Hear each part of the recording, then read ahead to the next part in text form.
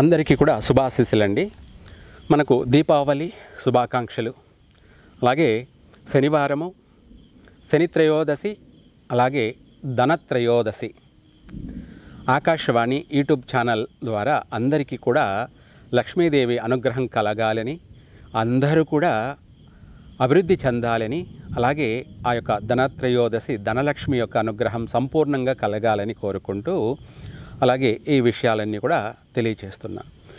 ఇక్కడ ధనత్రయోదశి, శనిత్రయోదశి రెండూ కూడాను జరగడం అంటే, ఒక మాటలో చెప్పాలి అంటే, దీపావళికి ముందు శనివారము సంధ్యా సమయం అంటే సాయంకాలము.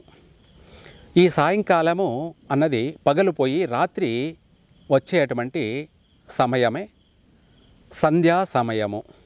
దీని ధనత్రయోదశి, శని యొక్క త్రయోదశి, శని త్రయోదశి రెండూ కూడా రావడము ఒక మన యొక్క జన్మల యొక్క దరిద్రాన్ని మనకే కాదు, మన తల్లిదండ్రులకి, మన యొక్క పూర్వీకులకి 7 తరాల నుంచే కాకుండా వంశపారంపర్యంగా పట్టి పీడిస్తున్నటువంటి చెడుని, దరిద్రాన్ని ఈ రోజుతో ప్రక్షాళన చేసుకోవచ్చు. ఇంట్లో ప్రతి ఒక్కరు కూడా ధనలక్ష్మి యొక్క పూజను చేయండి. ఆ ధనలక్ష్మి పూజను చేసే రోజున, ఈ యొక్క ధనత్రయోదశి రోజున, అటు నవగ్రహాలకి, శనికి ప్రత్యేకంగా చేస్తూ 7 కొండల వాడికి కూడా 7 వారాల కథని పూజను కూడా చేసుకుంటూ, దీంతోపాటు లక్ష్మీదేవి యొక్క ధన యొక్క లక్ష్మీ పూజను మనం చేసినట్టయితే, ధనలక్ష్మి పూజను చేసినట్టయితే 2 విధాల, అటు శని యొక్క నివృత్తి, శని పీడ వైదొలిగిపోతుంది. అష్టమ శని కానీ, అర్ధాష్టమ శని కానీ, ఏలేనాటి శని కానీ మళ్ళీ దరిదాపులకు కూడా రాదు. అలాగే ఒకవేళ వచ్చినా కూడా మనల్ని పీడించడం అనేది ఉండదు. అలాగే ఇక్కడ ధనలక్ష్మి పూజను మనం చేసుకుంటున్నాం కాబట్టి సంధ్యా సమయంలో లక్ష్మీదేవి సంచారం చేస్తూ ఉంటుందన్నమాట. ఎవరైతే ఈ సంధ్యా సమయంలో ధనలక్ష్మి పూజ చేస్తారో వాళ్ళకి ధనలక్ష్మి యోగం కలుగుతుంది. ఆ ధనలక్ష్మి యోగం కలిగిందంటే కలిగే తీరుతుంది కూడా. సంధ్యా సమయంలో ప్రతి ఇంటిని, ప్రతి గడపని, ప్రతి గృహాన్ని అమ్మవారు ప్రతి గడప, ప్రతి గృహంలోకి ప్రవేశిస్తారన్నమాట. ఆ ప్రవేశించే సమయంలో ఏ ఇంట్లో అయితే ఈ ధనలక్ష్మి పూజ జరుగుతూ ఉందో, శని త్రయోదశితో కూడుకొని ధనత్రయోదశి పూజ అయితే ఎక్కడ జరుగుతుందో అక్కడ ఆ ఇంట్లో లక్ష్మీదేవి స్థిరంగా నివాసం ఉంటుంది. స్థిర నివాసే, స్థిరంగా ఆ లక్ష్మీదేవి ఆ ఇంట్లో ఉండిపోతుంది. ఆమె శిష్ట వేసి, పద్మాసనం వేసి అక్కడ కూర్చుంటుంది.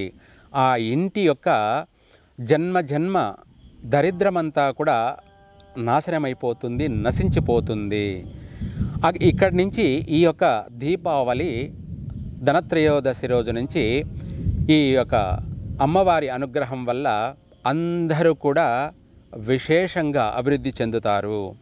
3 పువ్వులు 6 కాయల్లా వాళ్ళ కుటుంబంలో సుఖ సంతోషాలతోటి, ఆనందాలతోటి ఆనంద నిలయంగా మారిపోతుంది. ధన నిలయంగా కూడా మారిపోతుంది. ఆనంద నిలయము, అదృష్ట నిలయము, ధన నిలయము. అలాగే దీంతోపాటు వాళ్ళ దరిద్రమంతా కూడా ప్రక్షాళన జరుగుతుంది. అష్టదరిద్ర వినాశనే.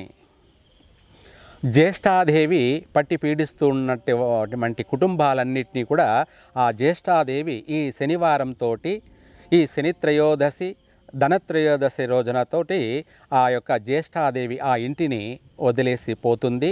అలాగే శుభప్రదమైనటువంటి లక్ష్మీదేవి ఆ ఇంట్లో కొలువై కూర్చుంటుంది.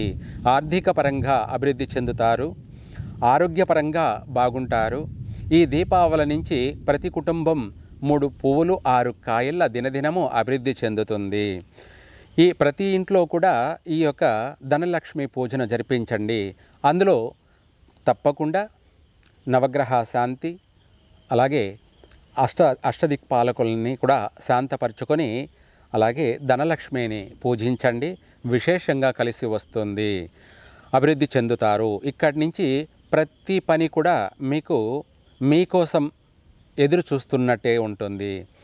3 పువ్వులు 6 కాయల్లా సంపూర్ణమైనటువంటి ఆరోగ్యంతో, సంపూర్ణమైనటువంటి అభివృద్ధితోటి మీరు అభివృద్ధి చెందుతారు. 10 మందికి మీరు సహాయపడతారు. ఎందుకంటే లక్ష్మీదేవి మిమ్మల్ని అనుగ్రహించింది కాబట్టి.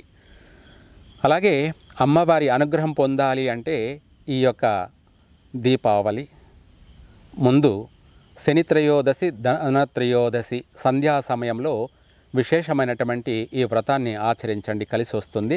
సర్వే జన సుఖినో భవంతు.